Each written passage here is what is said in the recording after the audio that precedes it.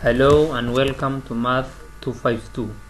This is the second lesson on a series of lessons on linear programming. In this lesson, we are going to learn the solutions of linear inequalities, how linear inequalities are solved. In our last lesson, we discussed about the formation of the linear inequalities, and therefore this is the second lesson that we are going to see on how those linear inequalities that we have been forming can be solved, or how can we obtain maybe the range of values that can satisfy a given inequality. And therefore I have to say that linear inequalities are solved by first manipulating each of the given situations separately. That if you are given two or more situations, then we solve or we manipulate each one of them separately, and then later on we combine them and get the range of the values that can satisfy the unknown value. So having said that, we can therefore start with the first example, that is example 1.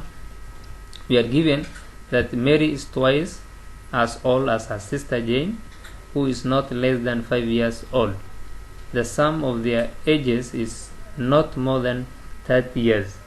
Given that Jane is x years old, form all the inequalities in x to represent the above information, and hence find the range of values of x satisfying these inequalities. Now we are given a situation where we have the comparison between the ages of two people. Here we have the Mary and her sister Jane, and Mary is twice as old as her sister, who is not less than 5 years old, and the sum of their ages is not more than 30 years. Now, given that the age of Jane is x years old, then form all the inequalities in x to represent the above information, and hence find the range of values of x satisfying these inequalities. Solution. So you are given that the Jane is x years old, therefore Jane's age is x years. That is the information given here, that is Jane is x years old. And then you're also given the how or the relationship between the age of Mary to that of Jane, and therefore you're told Mary is twice as old as her sister Jane, and then we can say that the age of Mary is twice of that one, and which is 2x. Then here we are told the age of Jane is not less than 5 years old. Not less than means 5 years or more, and therefore x is greater than or equal to 5.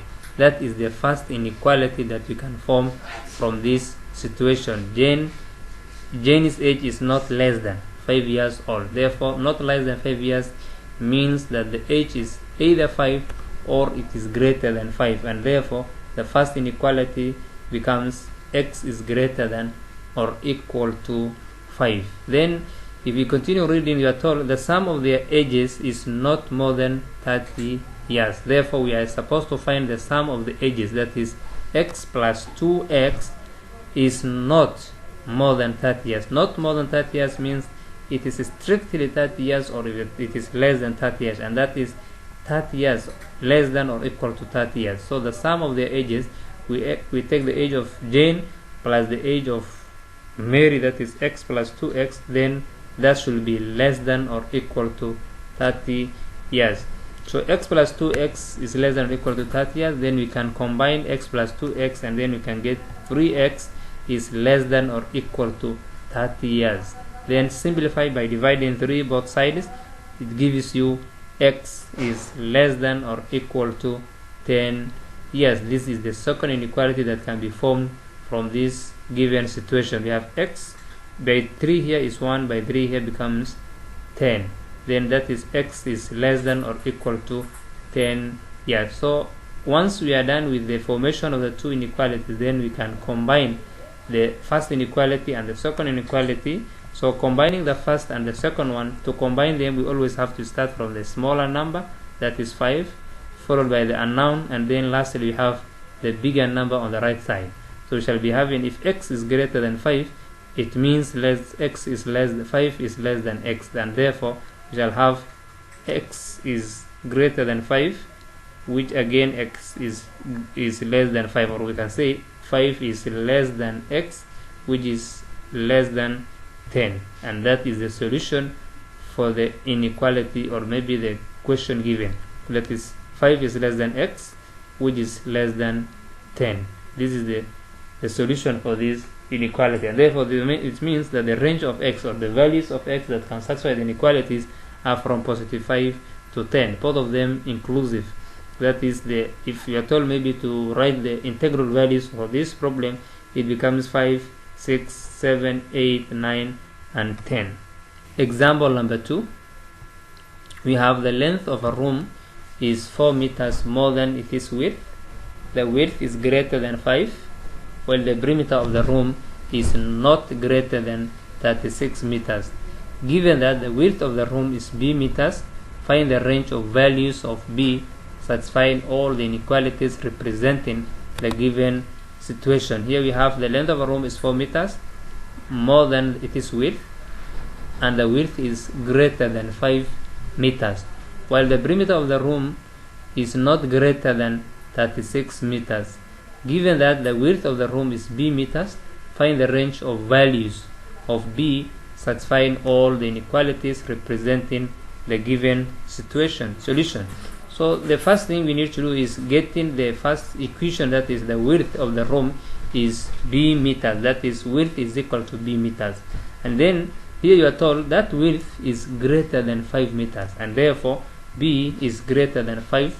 That is the first inequality. If b is the width, and then you are told width itself is greater than 5, therefore b becomes greater than 5. That is the first inequality.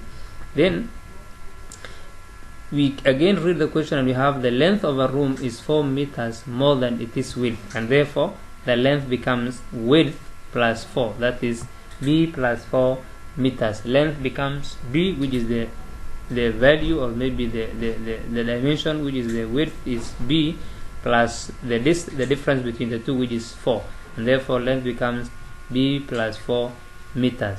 Then you are told the perimeter of the room is not greater than 36, and a perimeter of a rectangular room is given by b perimeter is equal to 2 into the length plus width, that is b plus 4 plus 4 plus b plus 4, which is the length of the dimension, or which is the length, plus b, which is now in this case the width, and therefore simplifying that one will give you b plus b, that is 2b times 2, it becomes 4b, then 2 times 4 gives you 8. Therefore that perimeter therefore is not greater than 36, and it is therefore less than or equal to 36. So 4b plus 8 is less than or equal to 36. This 4b and plus 8 is just a simplification of whatever we have in this bracket. That is b plus b is 2b times 2 4b, then 2 times 4 becomes 8.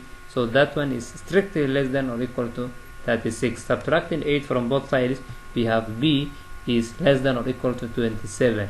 Dividing for both sides will give you b is less than or equal to 7, and this is the second inequality that can be formed from this given statement. Then, having said that these are the two inequalities that we have, then we can combine the two, and we said when combining we always have to start from the smaller number. So if b is greater than 5, it means that 5 is less than b, and therefore combining the two will give that b5 is less than b, which is less than or equal to 7. So this is the range of values that can satisfy the given inequality or the given situation. So the range of values of x that can satisfy, or the integral values of b, is now 6 and 7. 5 is inclusive, is exclusive. 5 is not included, but 7 is included. So it is 6 and 7. Those are maybe the integral values, if in case we are told to write the integral values of such problem. We have that example, and the final one. The sum of two integers is more than 10. The second integer is twice the first integer, and the first integer is less than 6.